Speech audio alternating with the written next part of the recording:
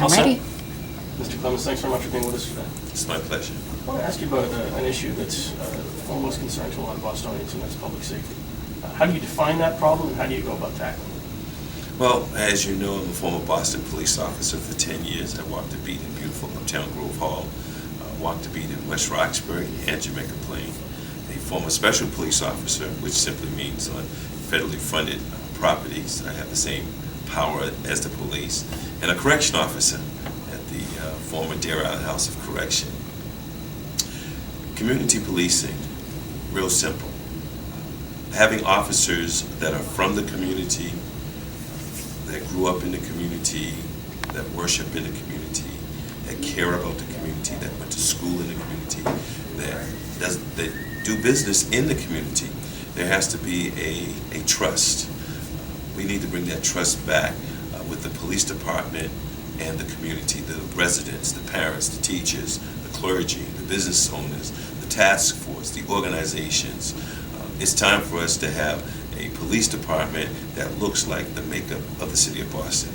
As you know, in 2010, the U.S. Census stated that 54% of the population are people of color. So we need those officers that are culturally sensitive to the diversities of the city of Boston, which is our asset. So we have to make sure that we have officers that care. We have to make sure that we change the leadership that we have. We have to make sure that the leadership, the captains over the police departments of the different districts reflect those communities. And then we have to have those officers who truly care about the residents.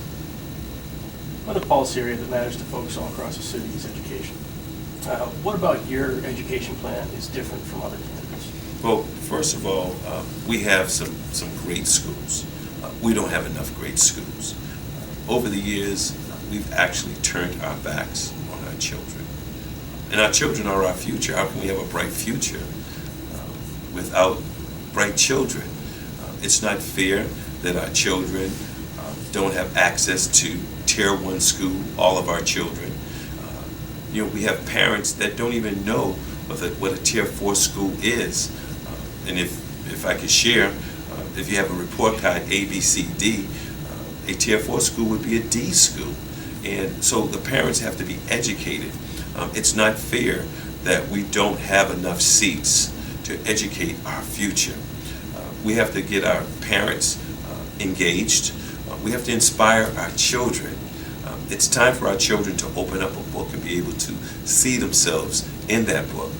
It's time for our children to have teachers in front of them that care about them, that look like them. It's time for us to have a pipeline from the Boston Public Schools to our Boston Public College, going and coming back, bringing teachers, fresh teachers with new ideas. It's time for us to close the achievement gap for all of our children. It's time for us to have equal access for all of our children. It's a human and a civil right. We can't have a great city if we only have a few great schools. On a related issue, just a quick one-word answer here. Would you prefer an elected school committee or appointed? Well, obviously, an elected school committee. We need students, parents, teachers to sit at the tables, professors. The Clemons administration is going to be totally transparent, and everybody is going to be invited to the table. I want to ask you about the BRA and whether you think planning and development should be separated out or kept under one roof. Absolutely, it should be separated out, and that's why we have neighborhood development corporations. We need to give them the power, and we have to understand that the neighborhood development corporations are in tune to the needs of the community, the communities, the issues of the community. You have to listen to the residents. You have to listen to our voters. They have the ideas. We're working for them. And last question, name for me, if you can, one moment, whether it's from your career as a police officer, the radio station, the campaign trail, that you regard as sort of a quintessential Boston moment, something that really summarizes what you think about the city. I would say as a rookie patrolling Mission Hill and hearing a female's voice screaming for help, and without hesitation I jump out of the cruiser on Smith Street and run into an apartment building and run up to the rooftop And there I see a man striking a woman, and he has the headphones on, and I apprehend this individual, and I find out that this young lady is the sister of Willie Bennett. And at that time, I said, wow, how the tables have turned. Mr. Clemons, thanks very much for your time. Thank you very much. Appreciate it.